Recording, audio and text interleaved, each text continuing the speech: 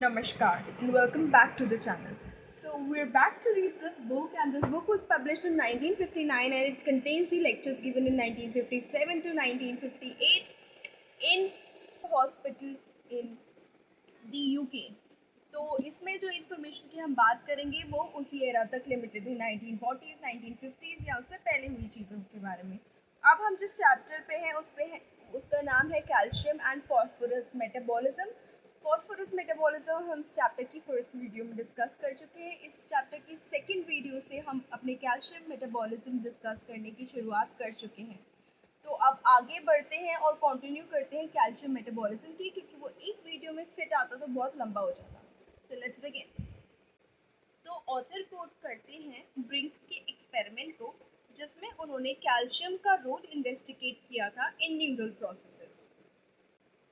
Calcium और neural processes का एक दूसरे पर रिलेटिव इफेक्ट क्या होता है, ये उन्होंने फ्रॉग में दिखाया था.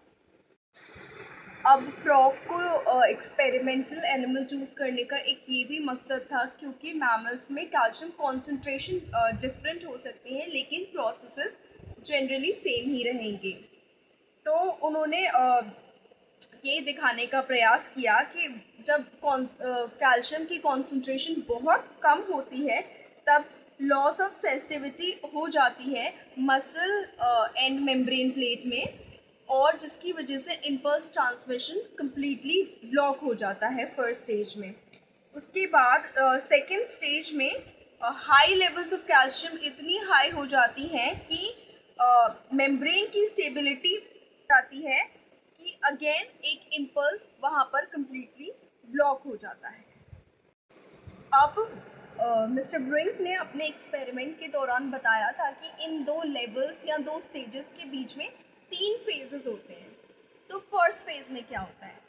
पहले फेज में एक्साइटेबिलिटी इंक्रीज हो रही है, और सेकेंड स्टेज में जो एक्साइटेबिलिटी इंक्रीज हो रही है वो क्या है, आउटवे कर जाती है the decrease of stimulation caused by deficiency of calcium in stage 1 and there is hyperexcitability. मतलब कि जो स्टेज 1 में कैल्शियम डिक्रीज हुआ था उस पर ज़्यादा भारी पड़ती है वो चीज़ जो स्टेज 2 में एक्साइटेबिलिटी या स्टेबिलिटी जो इंक्रीज हुई थी मेम्ब्रेन की, उस पर वो ज़्यादा भारी पड़ती है और इसी की वजह से हाइपर एक्साइटेबिलिटी हो जाती है. अब आते हैं सेकेंड फेज पे. तो सेकेंड फेज में क्या होता है, इम्पल्स की ट्रांसमिशन का इंक्रीज हो जाता है. वो कैसे हो जाता है, क्योंकि जब पहले डिक्रीज था कैल्शियम का लेवल, अब क्या होगा, अब फिर स्टेज 2 में इंक्रीज हो जाता है कैल्शियम का लेवल, और ये कंपेंसेट करता है जो ऑलरेडी स्टेबिलिटी इंक्रीज हो गई थी उसको कंपेंसेट करके ये इम्पल्स ट्रांसमिट करता है और एक नॉर्मल इम्पल्स ट्रांसमिट करता है. फिर आता है थर्ड फेज, यानी कैल्शियम और ज़्यादा हायर हो रहा है और ट्रांसमिशन इंक्रीज हो रहा है स्टेज 1 में, और अब ये ट्रांसमिशन जो इंक्रीज हो रहा है और कैल्शियम हायर होता जा रहा है ये इनसफिशिएंट हो जाते हैं अब मेम्ब्रेन को फर्दर एक्साइट करने को, और इसीलिए मसल मेम्ब्रेन जो है लेस एंड लेस एक्साइटेबल होती जाती है. किसी भी रवमेंट को आप खींचना शुरू करेंगे तो पहले प्रेशर लगाते हैं, यानी एक्साइट करते हैं. ऐसे ही नर्व इम्पल्स का एक्साइटमेंट हो रहा है, फिर आप खींचते हैं और एक लिमिट तक इम्पल्स ट्रांसफ़र हो रहा है, जितना आपने खींचा उतना इम्पल्स ट्रांसफ़र हो गया.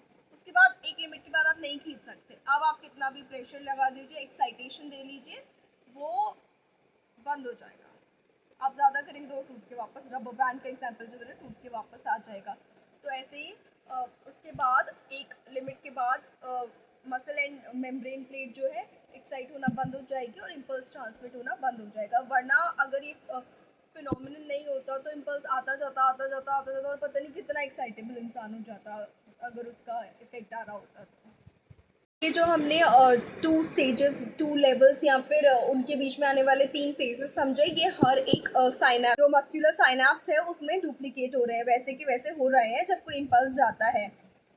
और इसी वजह से जब लॉस ऑफ स्टेबिलिटी हो जाती है due to low calcium concentration, तो उसकी वजह से एक स्पॉन्टेनियस डिस्चार्ज एक्टिविटी होनी शुरू हो जाती है मसल्स में, और similar spontaneous discharge activity other neurons में भी हो सकती है उस समय पर. अब साथ साथ ये भी देखा जाता है कि एपरेंट एंटागोनिज्म है कैल्शियम और पोटेशियम के बीच में, when when their action on neurons or their levels are concerned, but उस वक्त इसको बहुत ही लिमिटेड क्लिनिकल एप्लीकेशन का माना जाता था. एग्जाम्पल के तौर पे इन्होंने दिया हुआ है कि जो फॉल ऑफ कैल्शियम कॉन्सेंट्रेशन है, यानी जब कैल्शियम कॉन्सेंट्रेशन डिक्रीज होती हैं उस वक्त जो है इंक्रीज होती है स्पॉन्टेनियस एक्टिविटी. लेकिन जब पोटेशियम की लेवल डिक्रीज होती है वो इनहिबिट करती है स्पॉन्टेनियस एक्टिविटी को. तो ये कैल्शियम और पोटेशियम का सेम न्यूरॉन टिश्यू पे एक ऑपोजिट रोल की तरह कंसिडर किया गया था. फिनोमिनन की वजह से ऑब्जर्व किया जाता है कि जब एक नर्व सेल्स को कैल्शियम और पोटेशियम में के बिना एक नॉर्मल सलाइन में बात करेंगे तो उसमें कोई एक्साइटेबिलिटी नहीं होगी और वो नॉर्मल इम्पल्स कंडक्ट करती रहेगी. साथ साथ हम ये भी जान लेते हैं कि जो पोटेशियम और कैल्शियम का एक्शन है और नर्वस सिस्टम में वो सेम जगह पे नहीं है. पोटेशियम जो है साइनेप्टिक नॉब पे एक्ट करता है, वहीं कैल्शियम जो है एंड प्लेट मेम्ब्रेन पे एक्ट करता है.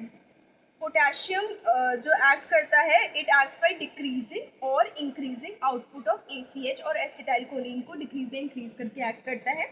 इसीलिए जब पोटेशियम और कैल्शियम कॉन्सेंट्रेशन एक साथ गिरती हैं तब जो है increase in excitability in end plate membrane जो है बैलेंस की जाएगी डिक्रीज इन ACH प्रोडक्शन और ACH discharge from the synaptic knob.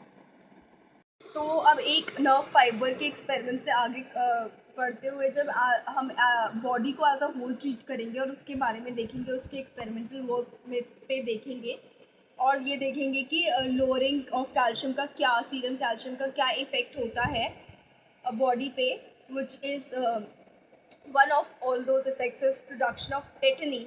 उसके बारे में हम डिस्कस करेंगे. और experimentally lower level of calcium concentration surgically produce करना आसान हो जाता है by removal of parathyroid gland. क्योंकि डिफरेंट स्पीसीज ऑफ एनिमल्स पे एक्सपेरिमेंट किया गया था, इसीलिए सबके जो रिजल्ट्स में थोड़ा थोड़ा डिफरेंस डेफिनेटली आता था.